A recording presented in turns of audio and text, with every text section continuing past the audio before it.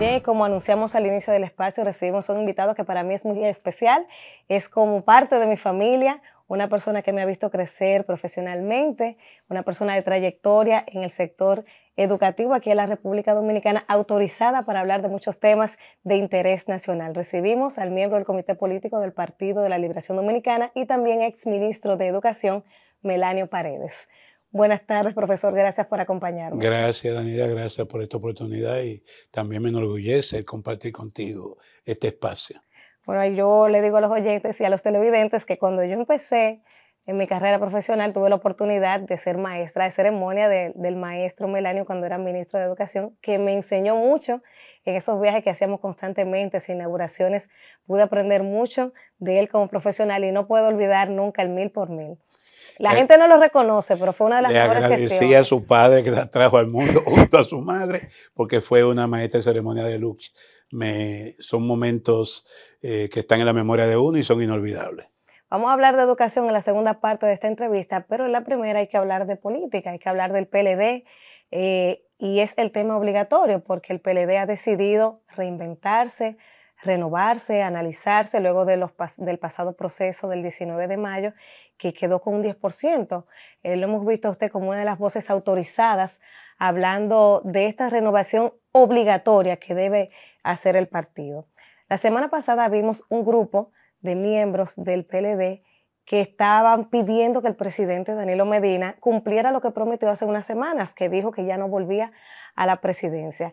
¿Qué opinión le merece esta postura de este grupo que tiene su derecho, ¿verdad?, a pensar diferente a otro sector del PLD? Muy interesante, y cuando tú tienes una caída no te queda otra opción que levantarte si tú quieres seguir adelante, y es lo que es la historia del Partido de la Liberación Dominicana. Yo he calificado en estas últimas semanas, en encuentros, asambleas con los compañeros, cuando los veo de frente, y ustedes son de la fragua. ¿Qué es el de la fragua? Es que Bosch creó escuela política. Y el Partido de Liberación Dominicana ha navegado en estos 51 años, que lo cumplimos en diciembre, de crisis en crisis, porque ciertamente las crisis no son para retroceder, las crisis son oportunidades para avanzar.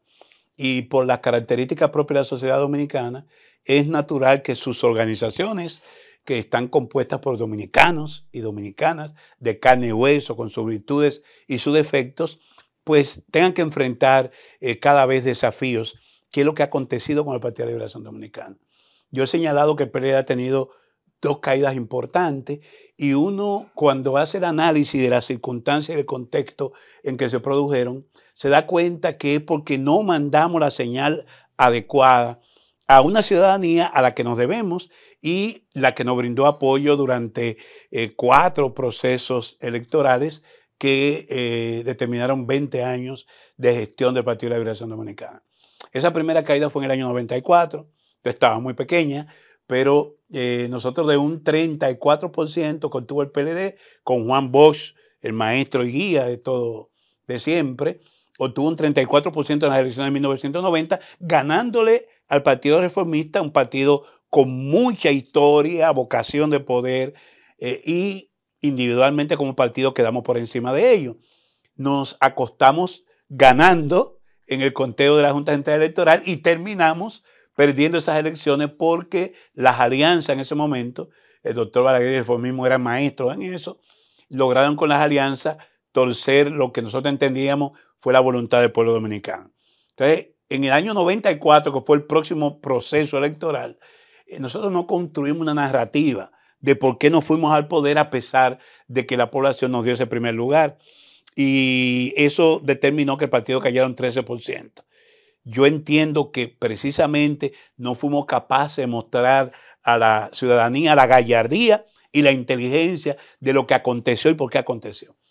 Después de 1986, en que nosotros tuvimos un 18% y sacamos 2 senadores, rompiendo el bipartidismo, llegamos a una votación histórica en el año 2016.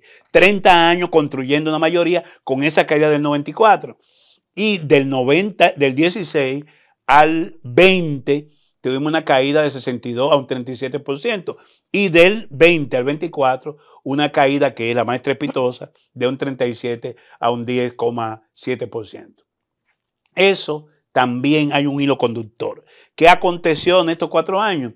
Se suspendieron las elecciones en febrero del 20, se fue el partido opositor y todos los grupos a la Plaza de la Bandera, responsabilizaron al PLD en medio de una pandemia de la suspensión de esas elecciones y vinieron los casos de imputación de corrupción en esa gestión de gobierno. El PLD no fue capaz de reponer esa narrativa y entonces el pueblo parece que entendió que no tuvimos ni la gallardía ni la inteligencia para enfrentar esa situación y nos castigó cayendo a esa votación de un 10%. Dijo Danilo en un momento que la gente se cansó del bienestar, de estar bien. ¿Usted cree que fue así, que la gente se cansó y que todavía ahora en el 24 no, como que no ha caído en la realidad? Porque lo que pasó el 19 de mayo da cuenta de eso. Yo pienso que la población se cansó de nosotros, que hasta la belleza cansa. Se cansó de nosotros, 3 periodos consecutivos de gobierno y naturalmente con desgaste natural. Correcto, un desgaste natural que fue aprovechado con la suspensión de las elecciones de febrero del 20, que para mí fue el punto de inflexión, porque hasta ese momento teníamos las elecciones ganadas. Yo estaba como enlace en todo el este del país y solo estábamos perdiendo en uno de los municipios del este del país. Después estábamos ganando y si ganábamos en febrero, lo de mayo era prácticamente de trámite, como aconteció ahora con el PRM. De manera que nosotros tenemos que aprender de esas lecciones y es lo que está el PLD ahora. Estamos envueltos en un proceso de evaluación, no del proceso de febrero y mayo de este año, el ciclo electoral de 24, sino de lo que aconteció en esos 4 años. O sea, ¿dónde estuvieron los errores? ¿En qué fallamos? Desde el 19 para atrás, para acá me imagino. Naturalmente, porque el 19 se originó la división. Claro. Entonces, al mismo tiempo también, ¿qué está pensando la ciudadanía de la política, de la democracia, de los partidos y del PLD? Es importante que nosotros ponderemos eso. No solamente hacer evaluación crítica y autocrítica, que ya le están haciendo los organismos durante este mes de julio, sino que al mismo tiempo también examinemos qué piensa esa masa de pobladores que no fue a votar en el 20, una buena parte no fue a votar por Gonzalo, que no votó en febrero de este año 24 y que tampoco fue a votar en mayo de este año.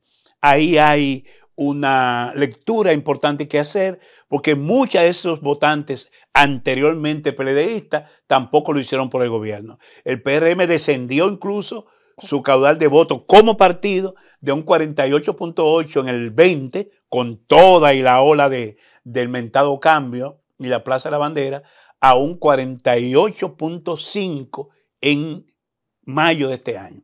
Lo que significa que muchos de los votos PLDistas se quedaron como abstencionistas. Entonces hay que ver por qué se abstuvieron de votar una población que recibió de alguna manera beneficios de nuestras gestiones de gobierno. Las últimas 2 gestiones de gobierno que presidió Danilo Medina tuvo una abierta vocación social. Y ahí está el programa 911, está el tema de las enfermedades, el programa de medicamentos por enfermedades catastróficas, está la jornada extendida, están las visitas sorpresa, están todos esos programas, la barquita, Boca de Cachón, es decir, un gobierno que se orientó a impactar los sectores más vulnerables, bajando o eliminando pobreza extrema. Y eso tiene necesariamente gente que agradece y que de alguna manera lo reconoce. En un momento del pasado proceso, dijo el presidente Medina que el que quedara en tercer lugar iba a desaparecer.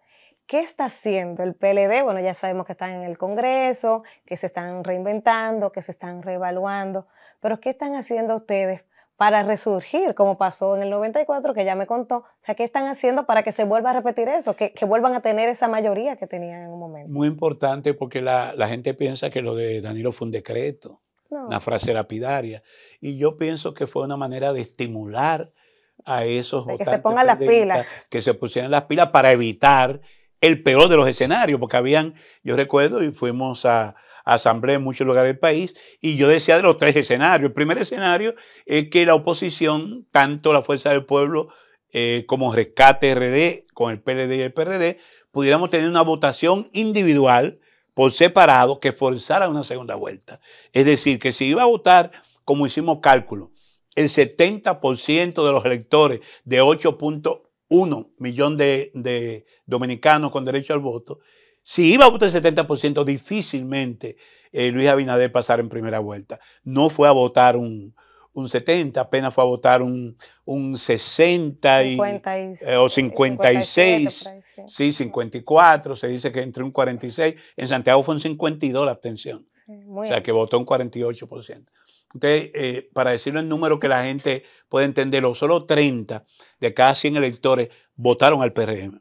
Y solo 21 de cada 100 electores votó de manera combinada por la oposición, o por la fuerza, o por el PLD, o por el PRD. De manera que la estrategia del gobierno, y que no fue adecuadamente respondida por la oposición, fue forzar una abstención, porque ese porcentaje de PRM en abstención se convertía en lo que se convirtió en un 57%.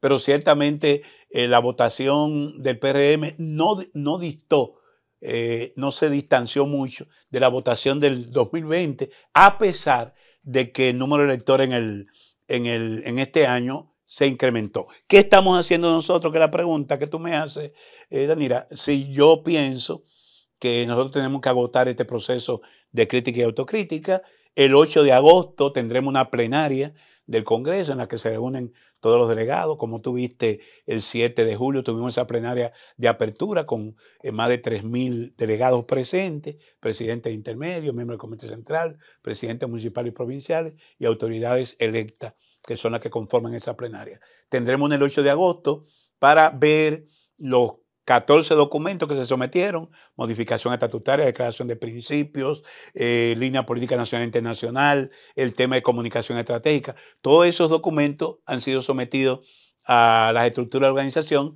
suben ahora las opiniones y entonces se organizan y se votan en esa plenaria del 8 de agosto, porque es la que digamos, la constitución del partido, es la que nos permite la normativa con la que en otra plenaria, que será el 8 de septiembre, entonces vayamos al proceso de elección de autoridades. Secretario general, presidente, miembro del Comité Central y miembro del Comité Político. Muchos piensan que el PLD ha perdido su mística. Se reunía todos los lunes en la casa presidencial, la prensa iba, tenía la oportunidad de entrevistar a esas grandes figuras del PLD, que ya eso no se ve, y eso es parte de la mística que los llevó a estar donde están. Se habla que se le dio mucha apertura al Comité Central y al Comité Político, y eso llevó a que hoy esté pasando lo que vemos. ¿Se ha contemplado volver a lo que eran, volver a esa esencia, reducir la matrícula? Porque uno ve que hay mucha gente aspirando para el Comité Central y para el Comité Político y pensará, bueno, pues no la van a reducir, la van a ampliar. Nosotros estamos obligados a hacer una lectura de la situación nacional y global. En este momento hay un resurgimiento de la derecha en todo el mundo. En Europa incluso, la última hora en Francia se hizo una alianza para frenar una alianza el avance. De verdad que... Exactamente lo que no ocurrió aquí. Pero en Estados Unidos vemos lo que está aconteciendo. Esta semana Donald Trump eligió como su compañero al diputado de Ohio, que según las informaciones que tenemos es más derechista que Trump. Milei avanza en Argentina con su filosofía libertaria, y todo esto implica de que el mundo está patas arriba. Nosotros estamos obligados a hacer un examen de lo que ha acontecido en República Dominicana en los últimos años. ¿Por qué el dinero está mediando de manera determinante en los procesos electorales nuestros? Hasta el punto, y es un dato que lo he estado manejando en las últimas semanas, la Junta informó que se invirtió en este proceso 11.280 millones de pesos para que fueran a votar 4.6 millones de dominicanos y dominicanas en el país y en el exterior. Se denunció que en abril el incremento del gasto social del gobierno, de los planes sociales, fue de un 400%. Histórico. También se denunció que la nómina entre agosto del 20 a agosto o a diciembre del 23 se incrementó en más de 10.000 millones de pesos, que la nómina de empleados públicos era de 630.000 dominicanos y están por encima de los 670.000. Entonces, eso tiene un costo en el erario público. Si tú divides el monto que yo estimo en unos 16.000, 17.000 millones de pesos, incluido el financiamiento de los partidos, a los cuales se le distribuyó 5.000 millones. No solamente estoy diciendo los gastos del gobierno, los gastos también de la oposición. Cada voto, si tú divides esa suma de dinero entre los 4.6 millones de electores, estamos hablando de más de 3.500 pesos por cada elector. Ese es un proceso insostenible, inviable. La democracia no puede ser tan cara. Y no puede ser que para que la gente... Muchos dicen que ese es el precio de la democracia, para justificar ese derroche. No, de ninguna manera, es un derroche, como tú lo has dicho. Yo entiendo incluso que debe examinarse la posibilidad del voto obligatorio. Y el PLD deberá definir ahora, en el horizonte que se plantee a partir de la conclusión de este Congreso, qué tipo de organización nosotros necesitamos. Como decía vos, un grupo minoritario de oficiales, como pasó en el 90, que impacte a la mayoría de la población. Que eso debe ser la dirigencia, la masa crítica con la que el partido trabaje. O vamos a seguir insistiendo en un partido de 2 millones en un padrón electoral como lo hace la Fuerza del Pueblo o el PRM que presentó uno de más de 3 millones, que uno sabe que es falacia, es mentira. Porque no es verdad que los partidos tengan esa militancia. Hay muchos cruces que si se hicieran, entonces daría el traste con la realidad de cada partido. El PLD tiene que ver si tiene un comité central de 1.200 miembros, un comité político de 45, una membresía de 2 millones, de 1,5 millones de militantes, y sobre esa base plantearse cómo abordar la participación electoral en el año 28 y naturalmente sí, la normativa electoral actual puede garantizar que estos procesos vuelvan a lo que fueron antes. Y en el caso nuestro, el partido reencontrarse con sus raíces, conectar con la población, que no nos pregunte una persona para ir a votar que dónde está la logística o que dónde está lo mío, porque eso no es democracia. Por ejemplo, Melanio, ustedes impactaron, y lo decía hace un momento, ustedes impactaron de manera positiva a muchas familias, muchas madres con los CAIPI, con los INAIPI, muchas ayudas sociales. Esa base de datos se supone que está ahí. O sea, es hacer un trabajo con esa gente, de ir a buscarla. Tanta gente que se benefició de los programas sociales, de todas esas ayudas de asistencia, de los medicamentos de alto costo, de los CAIT que ahora mismo están en el piso. O sea, hay gente que tiene la obra, que la vivió, que la palpó. O sea, es simplemente salir a buscar a esa gente. Y hacer la oposición política. Yo he sostenido que este gobierno, por su voracidad, que compró legisladores, alcaldes y hasta candidatos perdedores, se enajenó una oposición política en los poderes, los ayuntamientos, el poder legislativo, y un buen gobierno es aquel que tiene un contrapeso, una buena oposición. Se enajenaron esa oposición, avasallaron y tendrán que enfrentarse ahora con una realidad, Danira, y es que el contrapeso al gobierno lo hará la lucha social, porque las circunstancias que ya están abatiendo el pueblo dominicano en términos de... ¿Qué lucha social? Porque aquí había una marcha verde, no está. Está nombrada, ¿verdad? O sea, no hay quien dirija las masas, están todos en la nómina, entonces ¿quién va a dirigir las masas? La lucha social resurgirá aún por encima de los partidos. Lo importante en el caso nuestro es conectar con esa población que tiene necesidades. El presidente está hablando de que va a depositar el 16 de agosto próximo la reforma constitucional.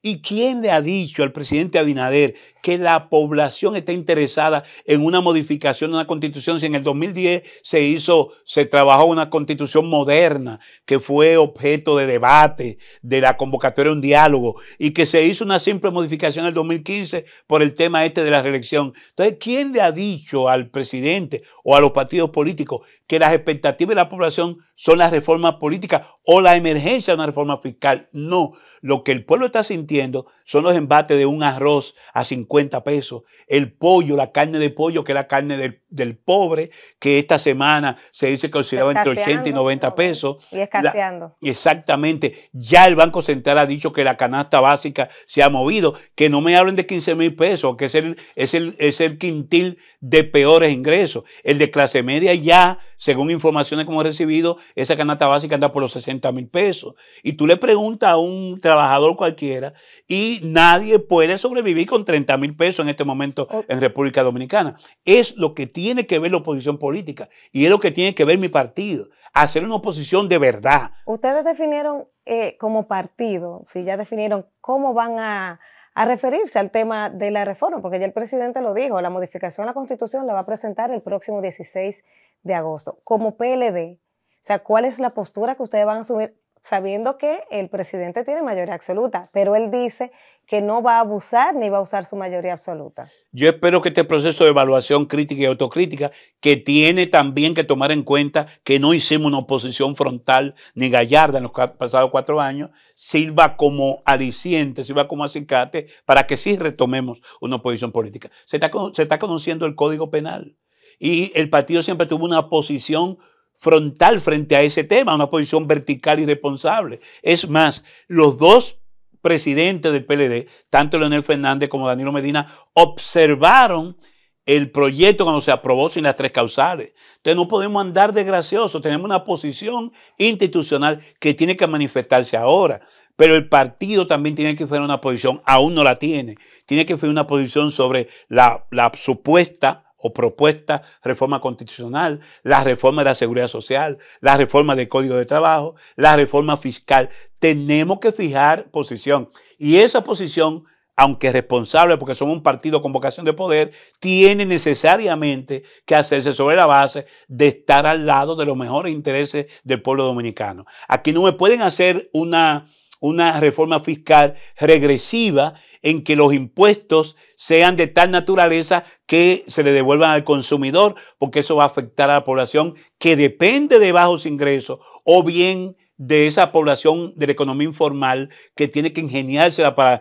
vivir su día a día. El partido tiene que formular propuestas responsables y que estén a tono con que carguen con las culpas de esa reforma fiscal aquellos que crearon el nivel de endeudamiento que tenemos hoy, que para este año, es bueno significar, Danira, que ya para este año el pueblo dominicano estará pagando 400,000 millones de pesos en el pago del servicio de la deuda, del déficit fiscal y del déficit cuasi fiscal, porque hay que insistir en que estos gobiernos del PRDM, como yo le he llamado, han sido los que trajeron al país, al Fondo Monetario Internacional, los que crearon el hoyo de Baninter, que tiene 20 años, lejos de subsanar eso. Esa deuda cuasi fiscal, como se le llama del Banco Central, se sigue incrementando y ahora tenemos un segundo hoyo, que es el hoyo eléctrico, con una friolera de 125,000 millones de pesos de déficit, producto de las pérdidas, del aumento de las nóminas en la sede, la falta de que tengamos un equipo eficiente que aminorara, como pasó en la gestión pasada, el nivel de pérdida de esas empresas. A propósito de eso, la semana pasada el señor Marrancini dice que en 2 años van a pasar la administración de las EDES al sector privado. ¿Qué opinión le merece a usted? Otro placebo. Aquí hay figuras que han vivido del sector empresarial ideándose fórmulas sin atacar el fondo. Cambiar todo para que todo siga igual. Eso es el gatopardismo. Aquí tenemos que cuidarnos de esa voracidad de determinados empresarios que siempre han vivido medrando a la sombra del erario público y que el patrimonio del Estado quieren apropiarse de él. No. Si bien aquí puede privatizarse la gestión, en la que ha sido sumamente deficiente las actuales autoridades, pero de ninguna manera esto puede implicar enajenación del patrimonio público. Son empresas que le han costado mucho sudor y sangre al pueblo dominicano. Finalmente, para cerrar este bloque político, me gustaría saber cuál entiende usted que es el principal reto que enfrenta el PLD de cara a su renovación. Recuperar la confianza de la mayoría del pueblo dominicano. El tema fundamental está en que nosotros seamos capaces, si tenemos que pedir perdón por errores cometidos, pedir perdón, pero estamos obligados a reconectar con una población que tuvimos su favor hace apenas unos 8 años y que nos ha sido retirado porque no hemos podido conectar con esa población que es la que quita y pone gobiernos. Bueno, vamos a hacer un contacto de publicidad y cuando regresemos vamos a hablar, a evaluar el sistema educativo de la República Dominicana. Ya volvemos.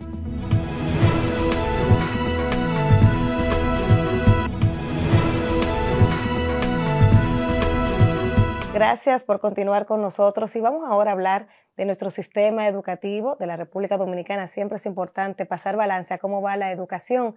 Me gustaría que en líneas generales, y luego nos vamos a ir a lo particular, que usted me evalúe estos últimos 4 años del Ministerio de Educación, de esa inversión o el gasto, más que inversión, del 4%. Mira, cuando comenzó este gobierno sabemos que lo hizo en medio de una pandemia. Prácticamente las escuelas estaban cerradas. Sin embargo, no iban a partir de cero, porque la gestión del presidente Medina en medio de la pandemia logró articular algunas medidas, como la pandemia no estaba generalizada a todo el país, tenían el modelo semipresencial. En aquellos lugares de mayor incidencia del COVID, se mandaron los muchachos a las escuelas y los maestros mantenían el contacto vía WhatsApp, por diferentes estrategias que ellos mismos habían creado, y en aquellos lugares, sobre todo en el interior del país, en que todavía el COVID no era una realidad, pues mantenían los muchachos yendo a las escuelas. Y se le dejó articulada una propuesta en esa dirección. El ministro Roberto Fulcar en ese momento llega, asume y decide un único modelo, que es el modelo a distancia, mandando a todos los muchachos a sus casas y trabajando con estrategias como la televisión, la radio, etc.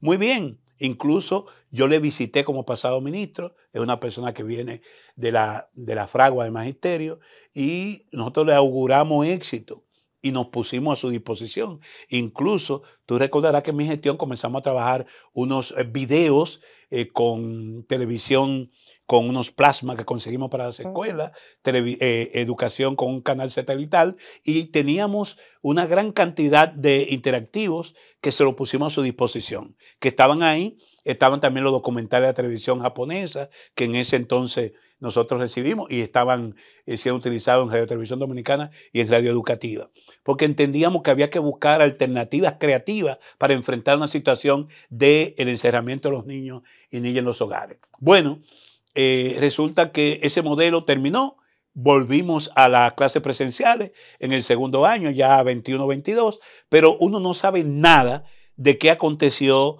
con más de 26,000 millones de pesos que se invirtió ese año en ese modelo, y fuimos entonces a un segundo año de la vuelta a las escuelas.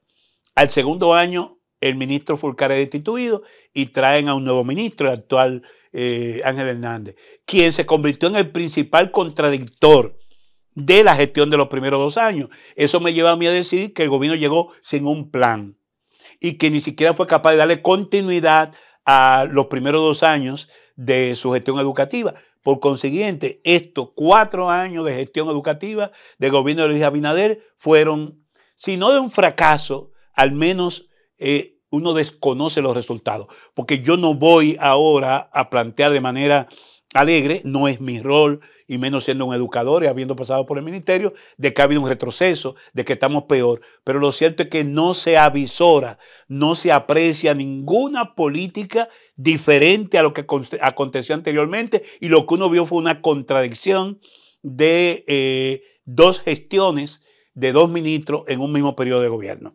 Y si vamos a medir resultados, apenas unas 1,000 y tantas aulas en 4 años, que fue el fuerte de la gestión de Danilo Medina, que se construyeron alrededor de 20,000 nuevas aulas. Entonces, un gobierno que no fue capaz de avanzar ni siquiera en el aspecto material de cobertura, entonces uno tiene que poner en tela de juicio los resultados de esa gestión.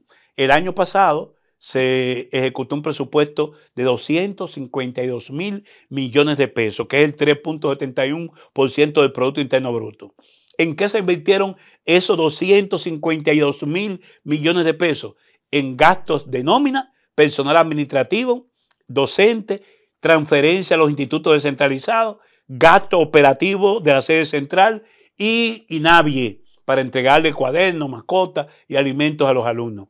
el 95% del presupuesto educativo ejecutado el año pasado, que es el último que ha ejecutado este gobierno, fue para gastos fijos y de nómina, lo que significa que apenas quedó un 5% para construir nuevas aulas, por eso ya está el clamor de la falta de cobertura, para habituallamiento de esas aulas, dar las condiciones de esas aulas y para poder trabajar lo pedagógico, donde necesariamente hay que hacer el esfuerzo para lograr cambios significativos en la calidad del sistema educativo. Hay una situación que preocupa a los padres dominicanos y es la falta de cupos en las aulas. Hemos visto en los últimos días en los principales medios los padres amaneciendo afuera de los centros porque no hay cupos. Dice el ministro que todos los niños tienen su cupo garantizado. ¿Cómo lo van a hacer? Porque tenemos una realidad que también tenemos a los nacionales haitianos que están ocupando las aulas de los niños dominicanos. Entonces, ¿cuál es la realidad? ¿Cuál es el tranque? ¿Por qué es que uno no siente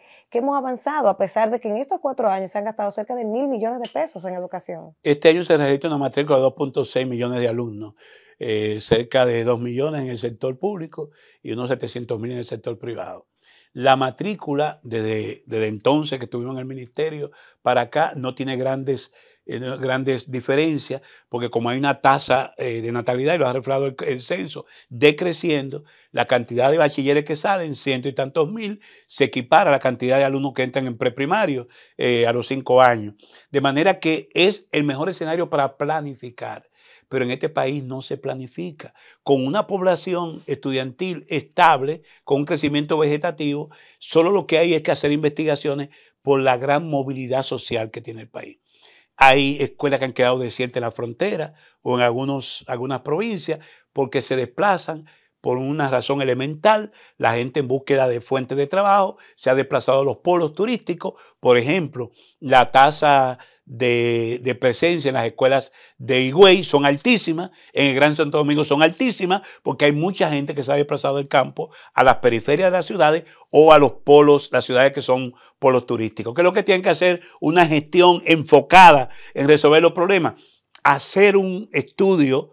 Son 48.000 kilómetros cuadrados. Es una población que tú puedes, una cantidad de escuelas que tú puedes perfectamente ver la prematrícula. Y en función de la prematrícula de cada año, proyectar dónde hay que construir las aulas, dónde hay que darle mantenimiento correctivo y preventivo a las aulas para garantizar esa cobertura. Pero al mismo tiempo, querida, en el año pasado se entendía que debía hacerse un estudio del abandono que produjo la pandemia. Aquí hay situaciones post pandemia que nadie conoce. Se está hablando de un síndrome de déficit de atención en muchos niños que al estar enclaustrados, al estar encerrados en las escuelas, eso cambió su modus operandi, su forma de atender el tema de sus aprendizajes. Y nada, no hay ningún estudio que te diga a ti cuáles son las medidas que hay que tomar post pandemia. Y ni siquiera sabemos cuántos alumnos no volvieron a las escuelas después de ese alejamiento de las aulas. Entonces, en unas condiciones como esas,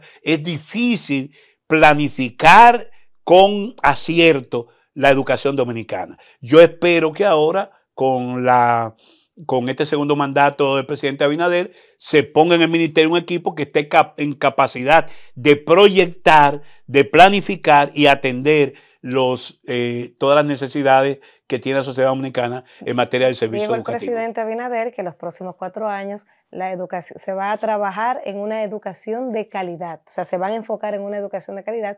Yo espero que sea así porque a mí me preocupa. Hace mucho que es una quimera, porque la educación de calidad, si ciertamente es una utopía que tenemos que ir persiguiendo, tenemos que comenzar a mostrar resultados en términos prácticos. ¿Cuánto se ha invertido en estos 11 años del 4%? 2.068.000 millones de pesos. Eso es mucho dinero. Incluso no cabe en la cabeza, pero piensen que 1 billón es 1.000 millones de pesos. Pues se han invertido en 11 años 2 billones más 68.000 millones de pesos. Y uno no conoce los resultados. Y no lo digo solo por este gobierno, porque no me gusta politizar, también de los nuestros. Es importante ver un sistema de indicadores que se pueda evaluar en qué se invirtió y en qué impactamos en nuestras escuelas, porque la tarea fundamental de la escuela es que los niños y las niñas aprendan. Tú recuerdas que era mi estribillo en el ministerio. Hay que fijarse en cómo aprenden los niños, cuál es su interés para que la oferta sea atractiva y entonces, en términos prácticos, ver con indicadores de logro de aprendizaje de un año a otro si estamos cumpliendo con esos objetivos de aprendizaje. La calidad del currículum. A mí me preocupa mucho ver que los niños no saben matemáticas prácticamente, o sea, matemática por citar uno, pero también las faltas ortográficas con la que escriben. Llegan a la universidad con muchísimas falencias. ¿Qué ha pasado con esa calidad? En estos 12 años de 4%, no se ha invertido lo suficiente en la formación del docente, del currículum, de los maestros, que son los que llevan la enseñanza al aula. Vimos un anuncio del presidente Abinader que planteaba ampliar la oferta educativa hasta los 3 años, pero ni siquiera logramos la universalización de la oferta de preprimario de 5 años, ni la de 4 años. El tema es que aquí vivimos lanzando frases cohetes, pero no hay una planificación efectiva que permita decir que hay 240,000 niños de entre 3 a 5 años que no están acudiendo a la escuela, ni al sector público ni privado, y que esa primera infancia es fundamental. En esos primeros años es que el niño tiene las mejores condiciones, el niño pregunta, es curioso. Y dice un pensador que le matamos la curiosidad cuando llegamos a la escuela, porque en lugar de permitir que ellos pregunten, los maestros comienzan a preguntarles a ellos. Y lo mandan a hacer silencio también. Y le mandan a hacer silencio y cállate. Y esa creatividad. Fíjate, ya tenemos un desafío. Ya hay gente que está planteándose que llegó la inteligencia artificial y que ahora tenemos que valernos de la inteligencia artificial dejando a un lado a los maestros. No. La inteligencia artificial es importante porque nos puede ayudar con tutoría a los docentes, nos puede ayudar a sistematizar los conocimientos, a hacer resúmenes de los textos, los materiales con los que los muchachos aprenden en las escuelas. Pero jamás la inteligencia artificial puede sustituir la necesaria interacción que hay entre los niños, las niñas y estos con sus maestros. Pero una cosa fundamental a la que tú te referiste, hay unas habilidades básicas, como es la lectura comprensiva, comprender lo que tú lees, que eso tiene que aprenderlo el ser humano, tiene que aprenderlo el niño o la niña. Hay un pensamiento lógico y crítico que no puede ser sustituido, es propio solo de los humanos. De manera que lo que yo sí pienso es que la inteligencia artificial nos brinda una excelente oportunidad para aprovechar los videojuegos.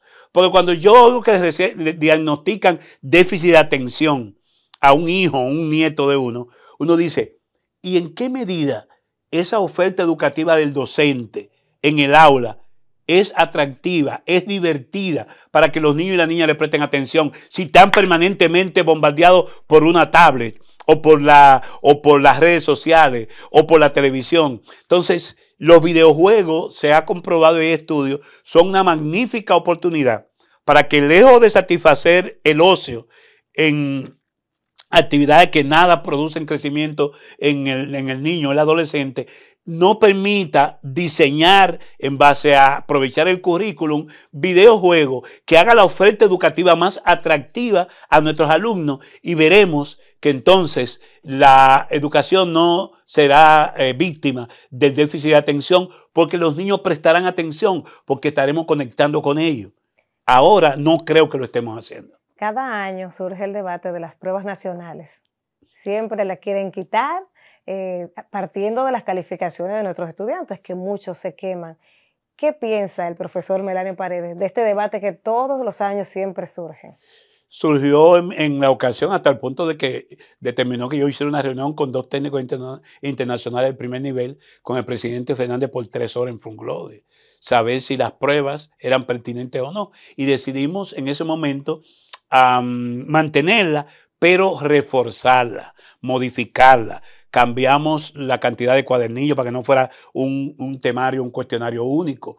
Elaboramos nuevas estrategias de análisis para devolver a las escuelas y que las pruebas se vieran los resultados, para retroalimentar y mejora continua en las escuelas. Y al mismo tiempo también fortalecimos la competencia de los maestros para poder elaborar los ítems de esas pruebas.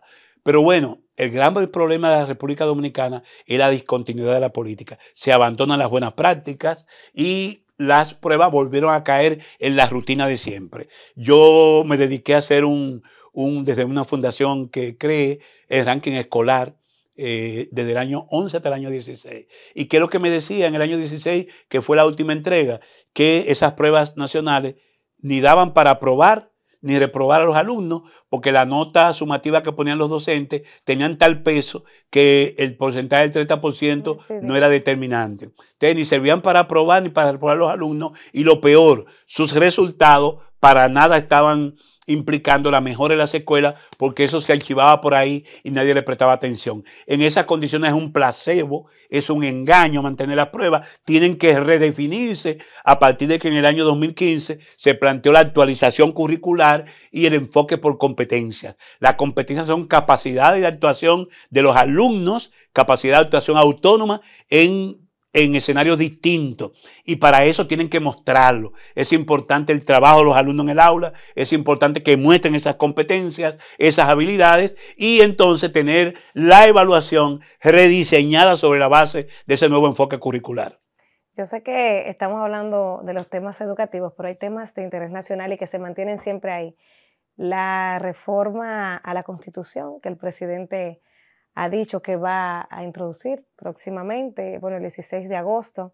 Entiende, Melanio, el político, el dominicano, que se necesita en estos momentos reformar la Constitución para esos dos puntos específicos que dice el presidente, de poner un candado, que yo entiendo que ya lo tiene, y también para hacer más independiente la justicia. Para nada. Y ahora ha dicho, y escúcheme, Melanio, el presidente, que él también va a ponerse un candado, o sea, va a poner un transitorio para él, para que la gente tenga la certeza y la garantía de que él no tiene intención de volver.